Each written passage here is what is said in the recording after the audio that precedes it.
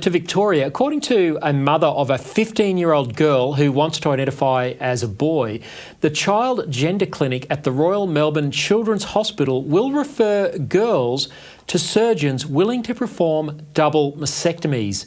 The revelation was made by the mother on a transgender support group online forum and reported by the incredible journalist Bernard Lane on his Substack. Now, the mother wrote, and I quote, "Happy day today. Just been informed there's a surgeon that our gender clinic recommended here in Melbourne that will do top surgery on my 15-year-old son," i.e. her daughter. "This will be a massive breakthrough for his mental health," etc., she goes on. Now, Kirralie, this is a huge story. It's not been reported by the mainstream media. Why, again, we ask this question all the time. What more has to be done to get politicians to take action?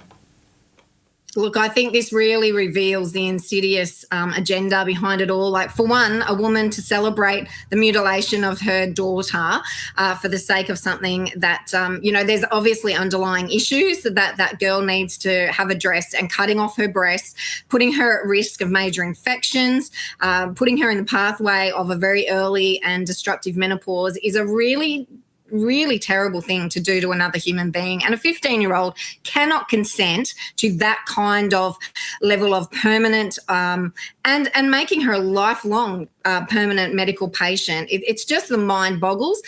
We know that politicians and the media have come out in the past and said, this never happens, this never happens. Well, it does happen. Yep. We've stood our ground. We said it is happening, and now there's proof. And Bernard Lane should be commended for his persistence in this area, because he does excellent reporting. Yeah, he's absolutely incredible. And as you said, politicians keep saying that double mastectomies are not being done in the gender clinics on minors. And the Victorian Health Minister, Mary-Ann Thomas, has been telling the courageous Upper House MP, Moira Deeming, in response to a question on notice that Deeming put to her, and I think we've got this quote.